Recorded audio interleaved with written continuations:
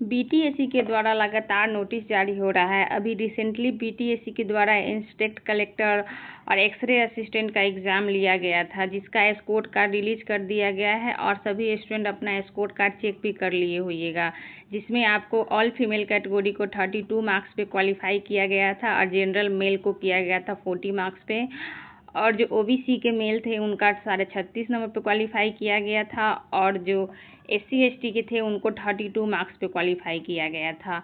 अब उनका डीवी का डेट आना बाकी है और रिजल्ट आना बाकी है, तो सभी लोग वेट कर रहे हैं कि कब उनका डीवी होगा, कब उनका डॉक्यूमेंट वेरिफिकेशन होगा। अभी बीटीएससी बहुत फास्ट काम कर रहा है। अभी रिसेंटली एक नोटिस जारी किया गया है, अब देखते हैं हम लोग इसकी किस वैकेंसी से रिलेटिव है। तो यह जो है नर्सिंग पोस्ट के लिए वैकेंसी आया है, जो कि आपको 498 पोस्ट पे वैकेंसी रिलीज किया गया है। चलिए हम लोग इसमें देखते हैं स्टेप बाय स्टेप इसमें क्या क्या दिया गया है और कौन कौन कैंडिडेट इसको फॉर्म को भर सकते हैं। तो यह जो विज्ञापन है बीटीएससी के द्वारा जारी किया गया है, जो ट्विटर नर्सिंग के रिक्त पदों के लिए है, जिसका आवेदन आज से ही शुरू हुआ है, मतलब 4 जुलाई से 1 अगस्त तक इसको ऑनलाइन आवेदन किया जाएगा। और इसका सैलरी देख लीजिए, सैलरी तो काफ़ी अच्छा है। ग्रेड पे 48 और 7वां वेतन पुनरीक्षित वेतन संरचना पे स्तर 8, तो वेतन तो काफ़ी अच्छा है। लेकिन इसमें हर स्टूडेंट फॉर्म नहीं भर सकते हैं। अब कौन कौन भर सकते हैं इसको हम लोग देखेंगे इस नोटिस में। चलिए आगे देखते हैं।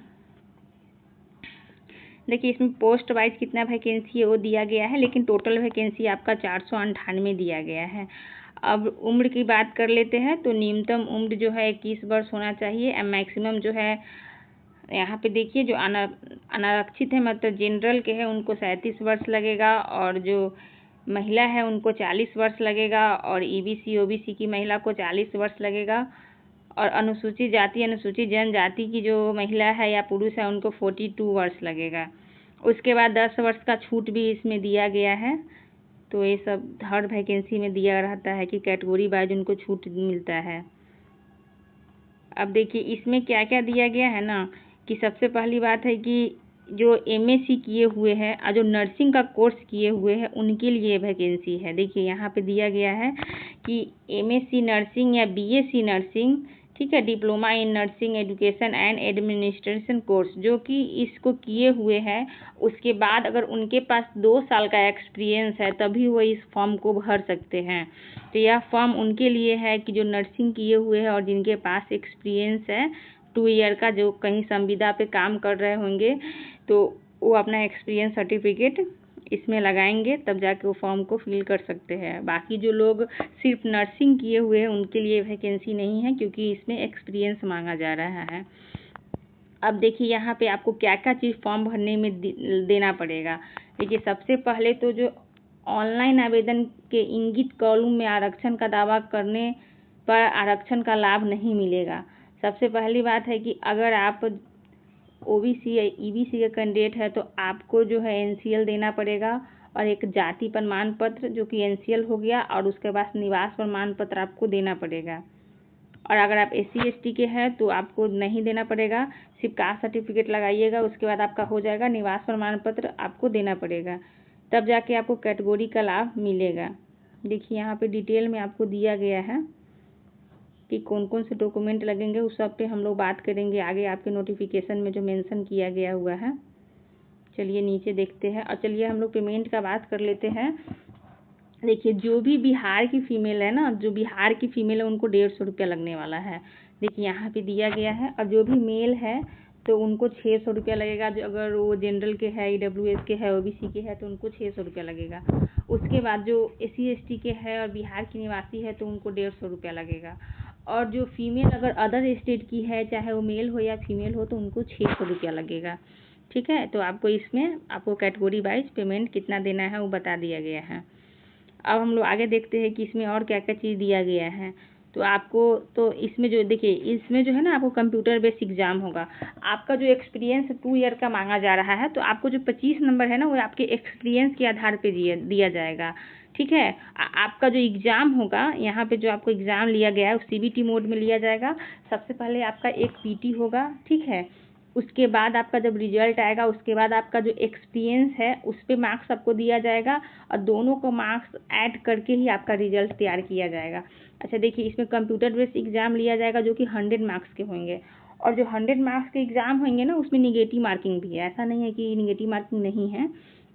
इसमें 1/4 का नेगेटिव मार्किंग है जो नीचे दिया गया है, और इसमें जो है आपको टाइम 2 घंटा का दिया जाएगा, और ये हो सकता है अनेकों शिफ्ट में एग्जाम लिया जाए, एक शिफ्ट में ही नहीं होगा एग्जाम। तो देखिए यहाँ पे दिया गया है ना, बीएससी नर्सिंग स्तरीय के आधार पे प्रश्न पूछे जाएंगे, और जो आपका इसमें एग्जाम में क्वेश्चन पूछे जाएंगे, जो आप बीएससी नर्सिंग किए हुईएगा ना, एमएससी नर्सिंग किए हुईएगा, तो उसी से रिलेटिव आपसे क्वेश्चन इस एग्जाम में पूछे जाएंगे। अच्छा देखिए, यहाँ पे दिया गया है कि उक्त परीक्षा एक से अधिक पालियों में कंप्यूटर बेस्ड टेस्ट के माध्यम से आयोजित किया जाएगा, और जो परीक्षा होगा उसका परिणाम नॉर्मलाइजेशन की प्रक्रिया को अपनाते हुए तैयार किया जाएगा, कि कभी भी अगर 5-6 शिफ्ट में एग्जाम होता है या 10 शिफ्ट में एग्जाम होता है तो उसमें नॉर्मलाइज किया जाता है। तो सेम आपके नोटिफिकेशन में मेंशन किया गया है कि इसमें भी नॉर्मलाइज किया जाएगा। हम लोग आगे देखते हैं कि परीक्षा में गलत उत्तर के लिए निगेटिव मार्किंग लागू किया जाएगा। तो अगर आपका 4 नंबर का मतलब अगर 4 क्वेश्चन आप गलत करते हो ना तो आपका एक क्वेश्चन सही कट जाएगा, मतलब 0.25 का नेगेटिव मार्किंग इसमें दिया गया है। अब उसके बाद हम लोग आगे देखते हैं। देखिए यहाँ पे जो आपको क्वालिफाई मार्क्स दिया गया है कि अगर आप इतना नंबर लाते हैं तो आपको क्वालिफाई करा दिया जाएगा। देखिए जिसमें दिया गया है आपको, अगर आप जनरल के हैं, ठीक है, जनरल के मेल है तो 40% पे हो गया, ओबीसी के है, अगर ओबीसी के मेल है तो 36.5 नंबर पे हो गया, ईबीसी के है तो 34% हो गया, मतलब आपका 34 नंबर हो गया, 100 नंबर का एग्जाम है।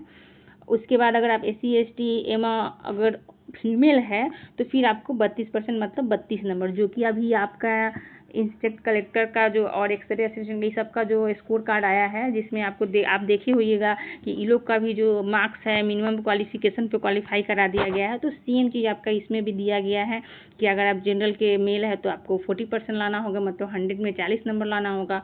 अगर आप ओबीसी के मेल है तो 36.5 लाना होगा, और ईबीसी के मेल है तो 34 नंबर लाना होगा। उसके बाद अगर आप SC ST के मेल है या किसी भी कैटेगरी की फीमेल है, चाहे वो जनरल की हो, ओबीसी की हो, ईबीसी की हो, SC की हो, ST की हो, तो सबको 32 नंबर लाना है, तो आप क्वालिफाई कर जाइएगा।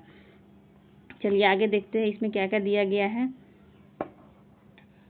देखिए, कार्यक्रम का लाभ लिखित परीक्षा के उत्तीर्ण अभ्यर्थी को ही मिलेगा, और कार्ड अनुभव प्रमाण पत्र संबंधित जिले में सिविल सर्जन, ये सब आपका डॉक्यूमेंट के बारे में दिया गया है। चलिए आगे हम लोग देख रहे हैं क्या क्या दिया गया है। जो इम्पोर्टेंट चीज़ है उसी पे बात करें, क्योंकि नोटिफिकेशन तो बहुत लंबा रहता है ना, उसमें सब कुछ इम्पोर्टेंट नहीं होता। चलिए यहाँ पे जो आपका दिया हुआ है आवेदन, देखिए जब आप फॉर्म फिल कीजिएगा तो आप लोग को क्या क्या चीज़ देना है। यहाँ पे देखिए, ऑनलाइन आवेदन पत्र में योग्यता, आरक्षण, कार्ड अनुभव से संबंधित प्रमाण पत्र तथा अंक पत्र। जब आप फॉर्म इसका फिल कीजिएगा ना तो आपको वहाँ पे इसको सबमिट करना होगा। सबसे पहली बात तो आपको मैट्रिक का मूल प्रमाण पत्र मतलब ओरिजिनल सर्टिफिकेट आपको देना होगा। MSc नर्सिंग, BSc नर्सिंग या डिप्लोमा आपने कोई भी कोर्स नर्सिंग में किया है तो उसका मार्कशीट भी देना होगा, ओरिजिनल मतलब सर्टिफिकेट भी आपको डालना होगा। उसके बाद आप बिहार के निवासी है तो आपको निवास प्रमाण पत्र लगाना होगा। और उसके बाद यहाँ पे जो आपको दिया गया है बिहार में अवस्थित प्रमाण पत्र, जाति प्रमाण पत्र। देखिए जाति में मैं आपको पहले ही बताई हूँ कि अगर आप OBC EBC की है तो आपको NCL देना पड़ेगा, तभी आपको कैटेगरी प्रेफरेंस दिया जाएगा। अगर आप SC ST के है तो आपको सिर्फ कास्ट सर्टिफिकेट दीजिएगा तो आपका हो जाएगा। उसके बाद आपको निवास प्रमाण पत्र देना होगा, ठीक है, निवास बोलिए चाहे आवासीय प्रमाण पत्र, वही दोनों सेम ही है, तो आपको ये लगाना होगा। अब यहाँ देखिए, यहाँ जो दिया गया है आपका बिहार राज्य के स्वतंत्रता सेनानी के पोता पोती नाती नतनी का अगर उससे भी रिलेट है आप तो उनका भी प्रमाण पत्र आपको लगेगा। अगर आप दिव्यांग प्रमाण पत्र नहीं देते हैं तो फिर आपको दिव्यांगता में वैलिड नहीं किया जाएगा। तो अगर आप दिव्यांग है तो आपको दिव्यांगता का प्रमाण पत्र देना होगा। और उसके बाद देखिए यहाँ पे क्या मेंशन किया गया है, कार्य अनुभव प्रमाण पत्र, ठीक है, अगर आपके पास एक्सपीरियंस है तो उसका भी आपको प्रमाण पत्र देना होगा। से संबंधित सूचना प्रविष्ट कर उक्त सभी प्रमाण पत्र अंक पत्र विविध कॉलम में अपलोड करना सुनिश्चित करें। कोई भी प्रमाण पत्र अंक पत्र अपलोड नहीं किए जाने पर अभ्यर्थी को मतलब आपका जो है ना रद्द कर दिया जाएगा, क्योंकि अगर आप नहीं अपलोड करते हैं तो। देखिए उसके बाद अगर आप जो भी डॉक्यूमेंट मतलब अपलोड कीजिएगा, चाहे वो मार्कशीट हो या सर्टिफिकेट हो किसी भी चीज़ का, तो फिर आपका जो है ना सर्टिफिकेट 1/8/2025 मतलब 1 अगस्त 2025 से पहले वो इशू हो जाना चाहिए। ऐसा नहीं है कि आप अगस्त में जाके डॉक्यूमेंट निकलवा के ले आओगे, अगर आपके सर्टिफिकेट पे डेट मेंशन रहेगा कि 1 अगस्त के बाद का है तो बिल्कुल वैलिड नहीं होगा। देखिए यहाँ पे लिख दिया गया है कि निर्गत होना चाहिए, मतलब 1/8 से पहले के आपको होना चाहिए। ठीक है, तो अगर ऐसा आप नहीं करते हैं तो फिर आपका डॉक्यूमेंट वैलिड नहीं होगा। तो यही सब आपके जो जो इम्पोर्टेंट बात था मैं आपको बता दी हूँ। आप लोग जाके फॉर्म भरिए, अगर आपके पास एक्सपीरियंस है, आपने नर्सिंग किया है तो आप जाके फॉर्म भरिए। आपका सीबीटी मोड में एग्ज़ाम लिया जाएगा और उसके बाद आपके एक्सपीरियंस के आधार पे आपको मार्क्स मिलेंगे। उसके बाद आपका मेरिट तैयार होगा और आपका सिलेक्शन होगा। बहुत अच्छा वैकेंसी है और काफ़ी लोग नर्सिंग किए भी होंगे, और जो भी नर्सिंग किए हैं तो कहीं ना कहीं वर्क करते ही है, तो उनके पास वर्क एक्सपीरियंस भी होगा और सैलरी भी बहुत अच्छा है। आप लोग को कोई दिक्कत नहीं होगा। तो आप लोग एग्ज़ाम दीजिए और बीटीसी बहुत जल्दी जल्दी एग्ज़ाम भी ले रही है, तो फिर आपका एग्ज़ाम बहुत जल्दी इसका ले लिया जाएगा, क्योंकि फॉर्म भरने का भी ज़्यादा दिन टाइम नहीं मिला है। आज से शुरू हुआ है, 1 अगस्त तक फॉर्म भराएगा, मतलब 26-27 दिन आपका फॉर्म भराएगा। उसके बाद मुझे लगता है कि आपका रिसेंटली सितंबर या अक्टूबर में एग्ज़ाम डेट भी दे दिया जाएगा। तो आप लोग प्रिपरेशन कीजिए और ऐसे ही वीडियो देखने के लिए हमारे चैनल को लाइक शेयर एंड सब्सक्राइब जरूर करें। ठीक है, तो मिलती हूँ मैं आपसे नेक्स्ट वीडियो में। और हाँ, इसका इंस्पेक्ट कलेक्टर का डीबी का डेट भी बहुत जल्द आने वाला है, तो आप लोग को ज़्यादा इंतज़ार नहीं करना पड़ेगा। तो मिलती हूँ मैं आपसे नेक्स्ट वीडियो में, तब तक चैनल को आप लोग लाइक शेयर सब्सक्राइब जरूर कीजिए।